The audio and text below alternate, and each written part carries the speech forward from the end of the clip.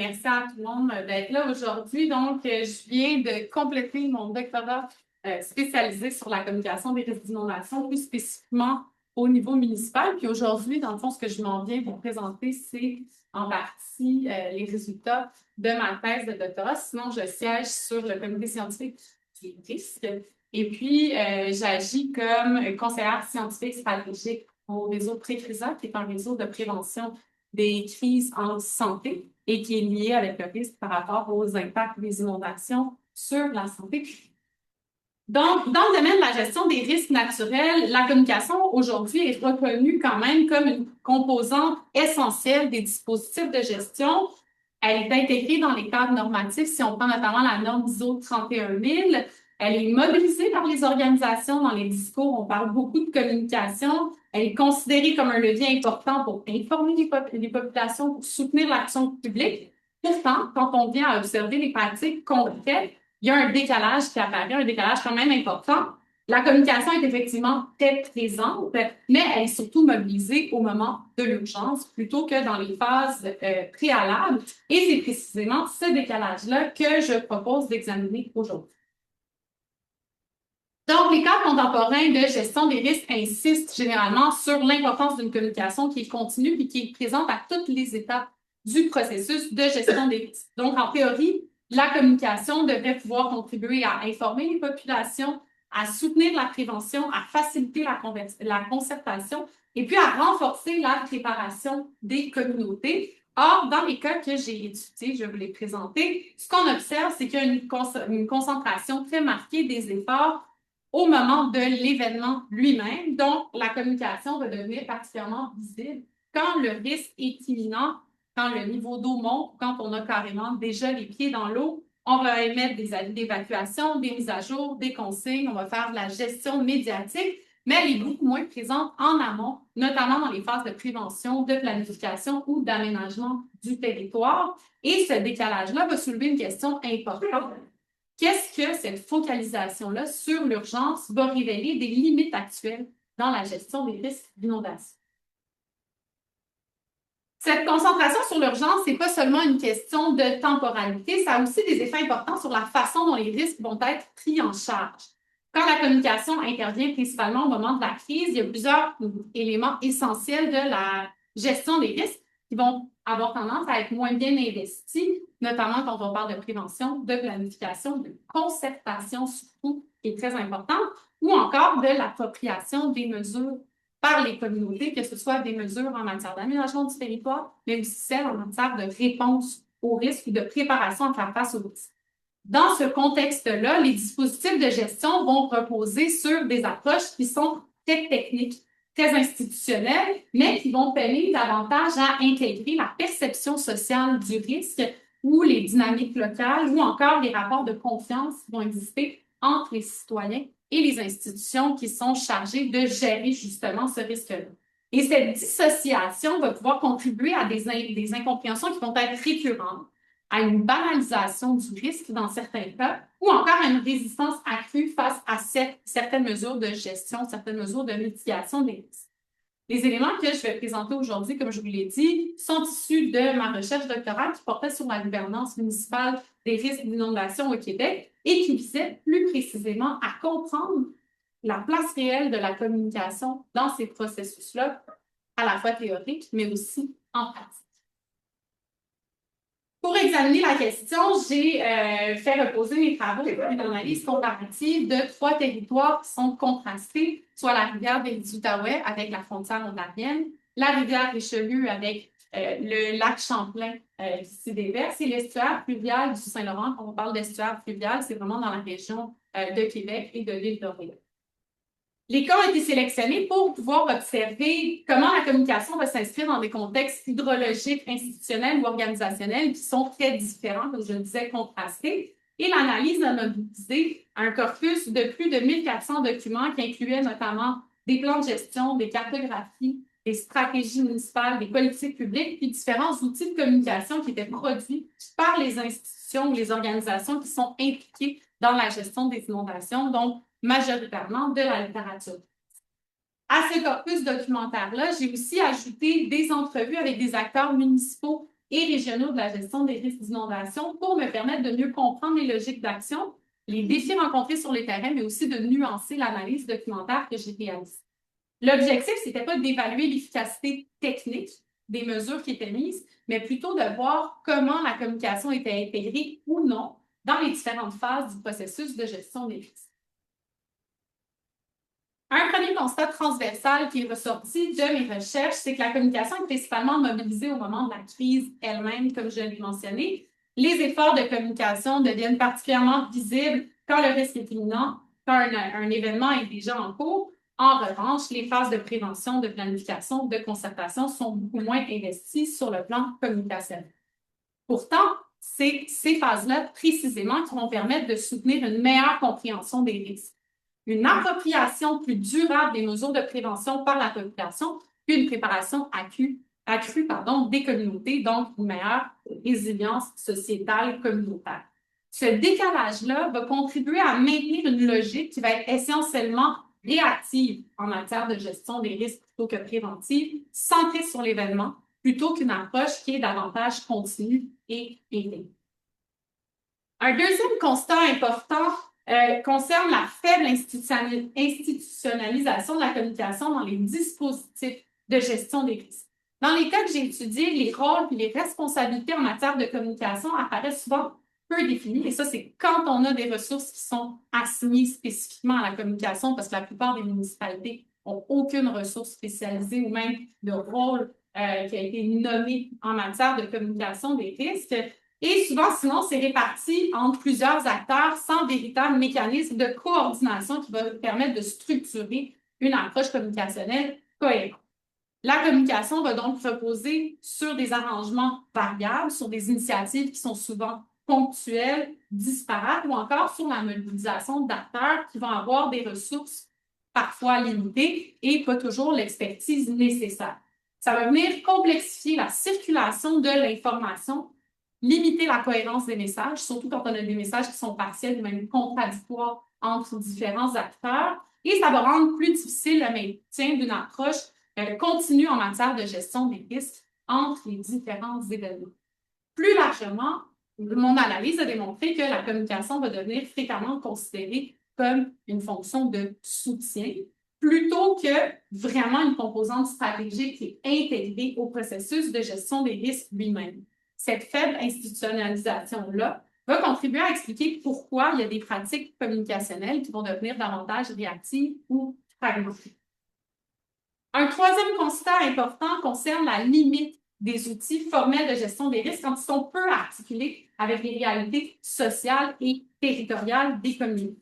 Dans les cas que j'ai étudiés, les dispositifs de gestion vont reposer sur des approches qui sont très techniques, institutionnelles. On parle de cartographie, de modélisation, de plans, de seuil hydrologique, de stratégie d'intervention.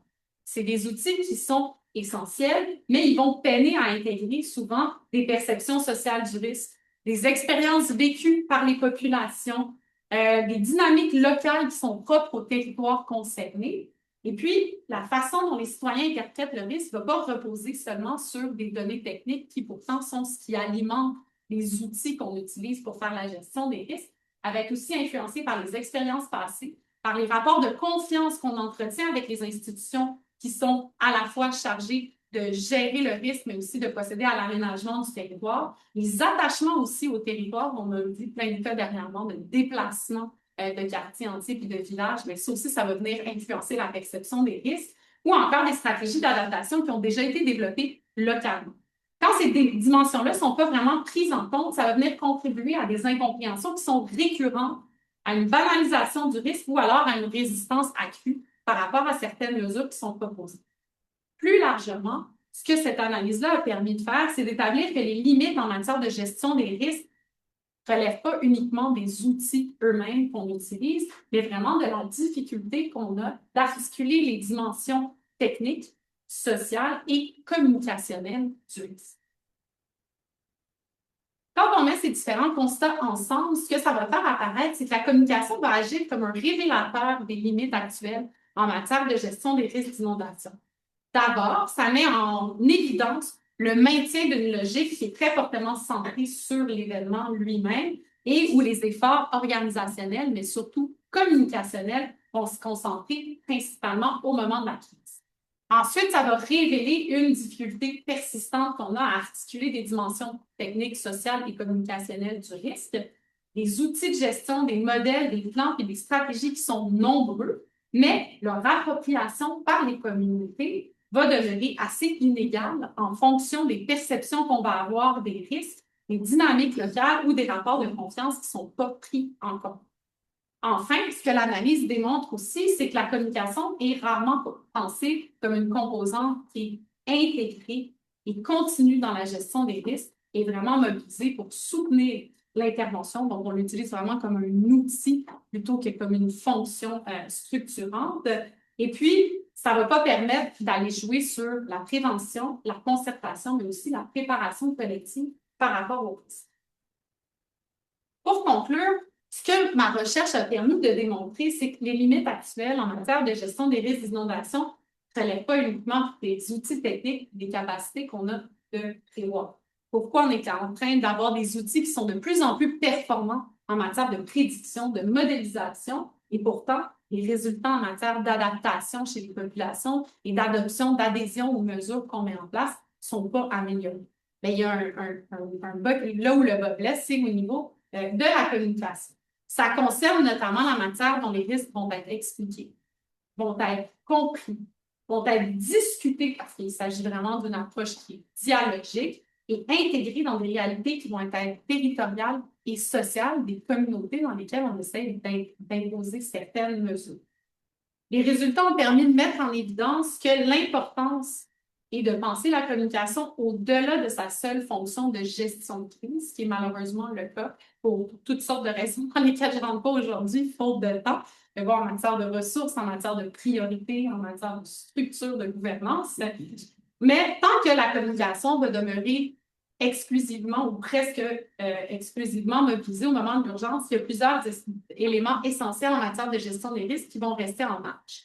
La prévention, la concertation, l'appropriation des mesures, la préparation collective vont payer pour ça. Et puis, plus largement, ce que ma recherche permet de faire, c'est d'inviter à mieux articuler les dimensions qui sont techniques, sociales, communicationnelles en matière de gestion des risques, pas en opposant des expertises scientifiques et des réalités locales de l'autre côté, mais en reconnaissant que la compréhension et l'appropriation du risque repose aussi sur des relations, que c'est un processus qui est dialogique, qui est fondamentalement social, puis que ça s'inscrit dans des expériences de confiance, dans des expériences vécues, dans des dynamiques territoriales qui sont spécifiques aux communautés locales dans lesquelles ils s'installent. Dans ce sens-là, la communication va apparaître pas juste comme un outil de diffusion, mais vraiment comme un levier qui va permettre de soutenir des approches qui sont davantage intégrées en matière de gestion des risques, des approches, comme je l'ai mentionné, qui sont dialogiques et qui vont être vraiment adaptées aux communautés.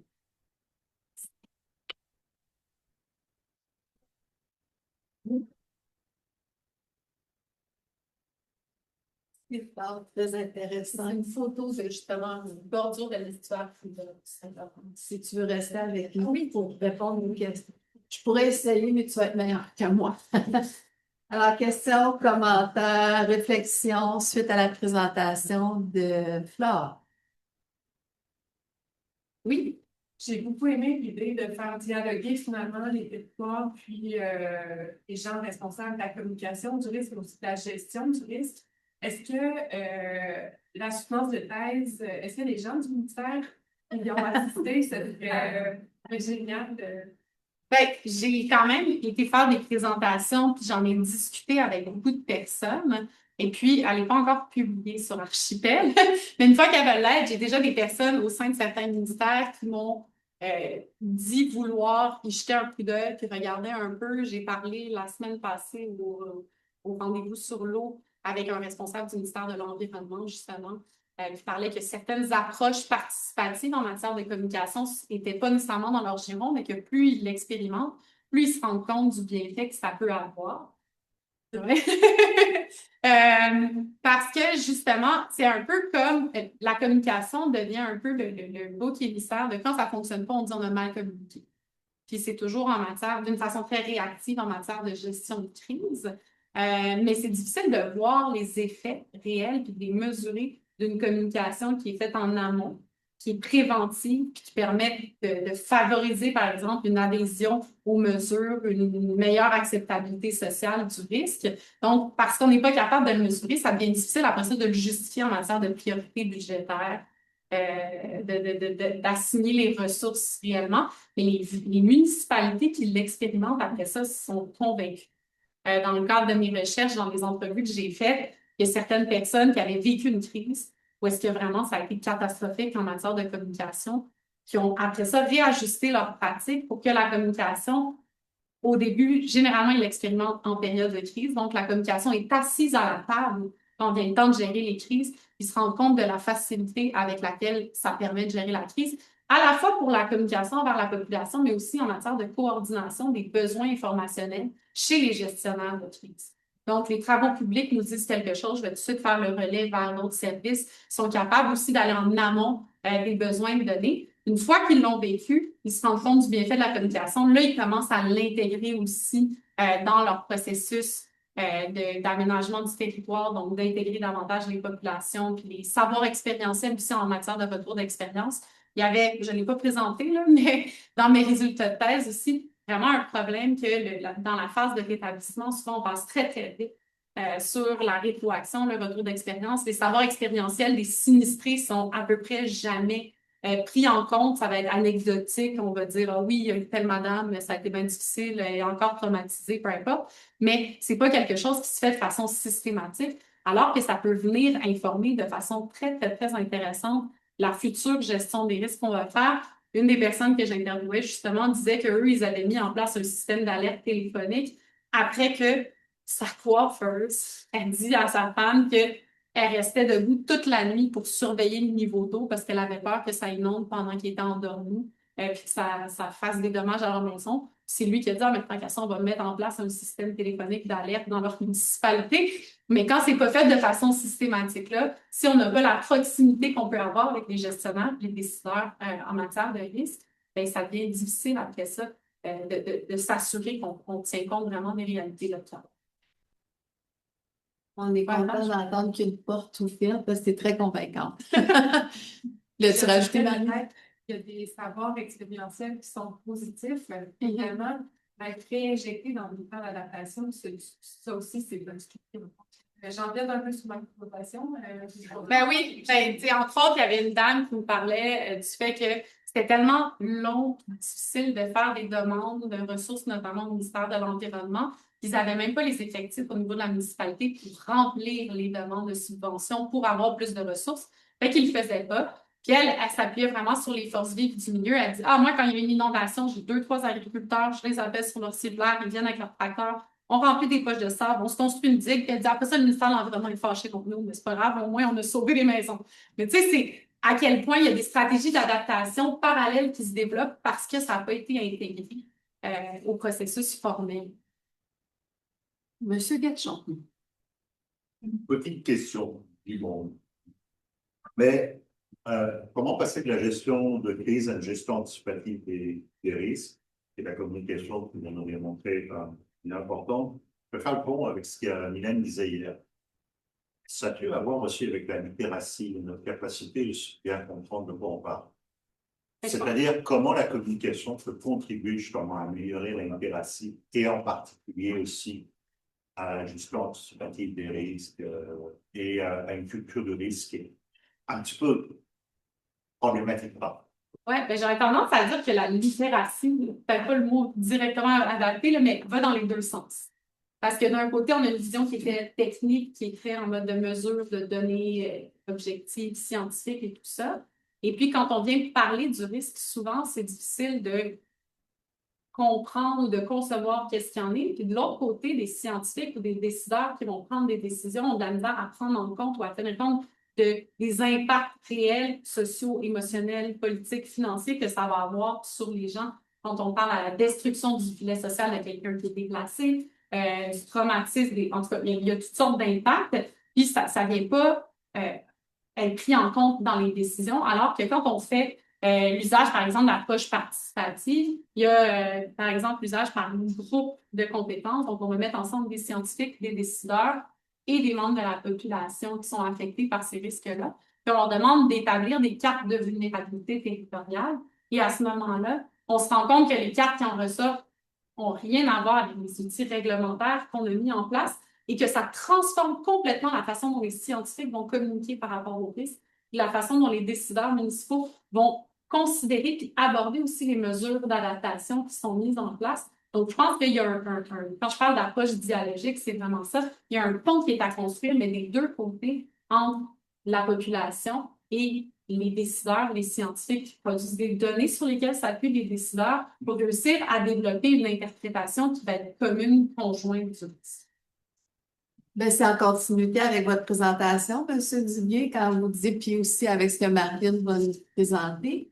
Et pour ceux et celles qui étaient là hier avec les comités de citoyens experts sur les inondations qu'on met en place dans l'Outaouais dans les prochaines semaines. Alors, j'espère qu'on va être aussi convaincant que toi. Oui, tu vas nous aider. Excellent. Merci beaucoup, Flore. Merci pour vos questions.